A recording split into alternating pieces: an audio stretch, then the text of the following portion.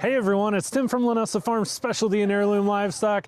Thanks for joining us again today. So today we've got something a little bit different for you. We are actually gleaning the cornfield next to our pasture, and we wanted to talk with you a little bit about what it takes to chase a cornfield after it's been harvested, or maybe a bean field, and just a few things that you want to keep in mind. And this is a fantastic way to save money, so you're definitely going to want to stay tuned to find out more.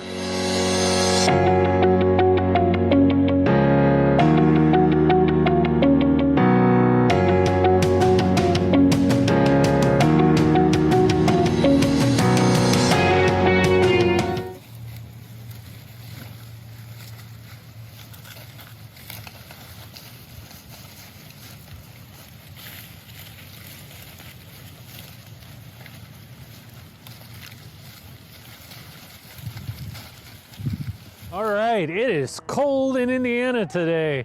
It is November 13th, and it is about 36 degrees out, and we got about 15-mile-an-hour wind, so it's cold. But you can see here, I've kind of added on to my pasture a little bit, and I've used my Premier fencing. I don't get paid by Premier, I just like their product. It stands up well, it's nice and tough, and all I did was I just clipped it into my existing hot fence. I got about 6,000 volts going through this now. Now I use the drive-in posts myself because we've got hard blue clay here and we've got a lot of rock, and it just seems to work better for me. I do have the step-in posts, but I personally feel like the drivable posts are a little thicker and they work a little bit better. Every line of this is hot except for the very bottom line, which works out great for goats especially. It's a little bit too small for them to stick their heads through, and they respect it because there's nowhere on it that they can really touch it, that it's not going to shock them. So what's going on here? Well, we've got a cornfield over here that we've recently run the combine over, and believe it or not, there's lots and lots of corn left over. So the animals just love this. We've got lots of stalks, we've got lots of cob, and we've got lots and lots of corn out here. The animals are definitely getting fat and happy out on this. And with that being said, there's some things that you got to definitely be careful about. But just take a look at this in general. Like, look right here. Look at this corn, okay? You can see we've got corn like this everywhere. And the worse the combine your farmer has, the better off you're going to be. But it's not very far that I have to travel in order to find some corn. You know, look right here. Here's some more, okay? There's some more corn that got missed. Here's some corn that got missed. So this is, I mean, you're silly not to do this. A lot of times the farmer, look, there's more corn here. A lot of times the farmers are really happy to let you do this because they get free manure, and that's free fertilizer. And I got to tell you, the cost of fertilizer has gone up substantially this year in 2021 with COVID and everything else that's going on. You know, our fertilizer to fertilize our pasture over here last year, this is about 8 acres. 2 years ago, $150 to fertilize 8 acres. This year, $585 they wanted to fertilize it. So that's a no-go for us. So we want to do everything that we can do. Our farmer wants to do everything that they can do to help get this fertilized, and so that's where these animals come in. So what do we got to be careful about? Well, a couple things. One, they still have to have access to get to shelter, especially with the goats. They still have to have access to get to fresh water. So you can see we've just extended this out. The other thing that we've talked about in detail before is about Clostridium, and you can read and learn more about Clostridium right here. So what does that have to do with these animals here out on this cornfield? Well, we talked about the Clostridium before, and we talked especially about starchy grains and how that can cause that Clostridium to get out of whack. And so I don't want you running any animals on a cornfield or a bean field for that matter if they have not been fully vaccinated for Clostridium. You're setting them up for trouble because they're going to come out here and they're actually going to get quite a bit of corn. And if they get too much and they're not vaccinated against Clostridium, what's going to end up happening is you're risking the potential for them to get sick and to die. The other benefit about having them out here on this field and having it open to our other pasture, our other dry lot is I don't have to worry too much about when they run out of feed. You know, if I only had them on a cornfield, I'd probably have to put out a round bale or something for them, because you know, eventually they're going to run out of food, and I don't want them out here starving and having to eat corn cobs and corn stalks in order to maintain their diet. There's plenty of roughage out here. They will literally eat darn near everything, but ultimately they're really going after that corn. And you can see they just kind of root around, and it's nice. It gives them some extra room to run around and play and explore. The other thing is there's really no worm load on this, because this is normally farm field, and there's not animals on this very often. Before you put your animals out on the cornfield, especially, I want you to walk the entire field.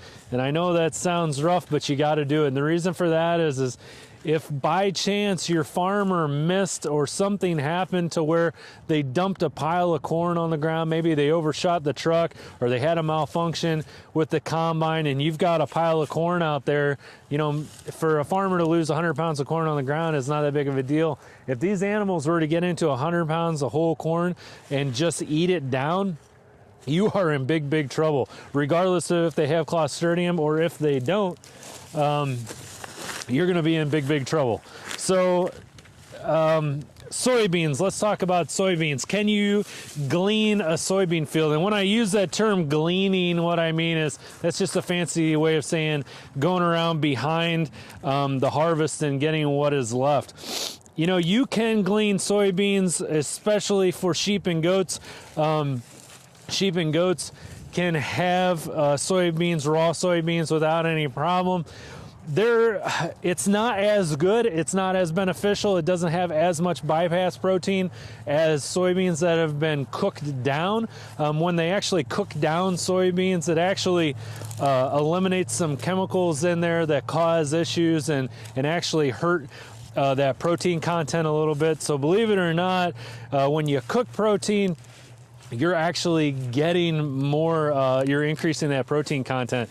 Also, in uncooked protein, in uncooked soybeans, there's a chemical in there that can interact with urea that's in some feeds. And if it interacts with urea, it lets off a byproduct that can actually hurt the animals, can actually kill them. So if you're going to have your animals out on pasture chasing a soybean field, I want you to make sure that you do not give them any other grain supplements, especially if you really absolutely have to. I don't want you giving them any grain supplements that may possibly have urea in it. How long can I leave them out here? Well, I can leave them out here as long as I want to. But the reality is, you know, once this ground gets frozen pretty hard, there's not going to be much for them to get at. So you just got to play it by ear. They'll have this cleaned up in about this area right here. They'll have this cleaned up in probably 3 weeks, something like that. And then what we'll do is we'll extend upon this and we'll start working our way down this field. We've got about 8 acres here that we're going to do total. Trying to think of what else I can tell you. You know, we've talked about this portable fencing before. I really like it. It works great. You can do corner posts if you live in an area where you're worried about it. I kind of stepped off my corners here. Instead of making a nice sharp corner, you can see where I kind of cut it off and went with it.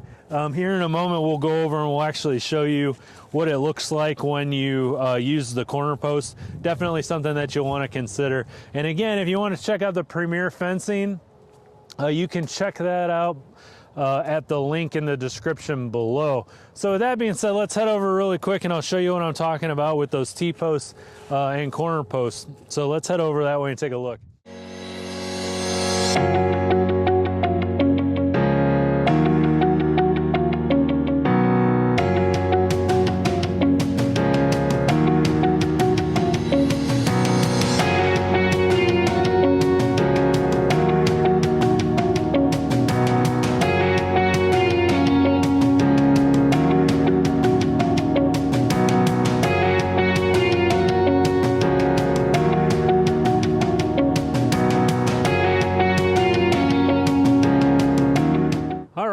so this is what I was talking about as far as your corner post is concerned.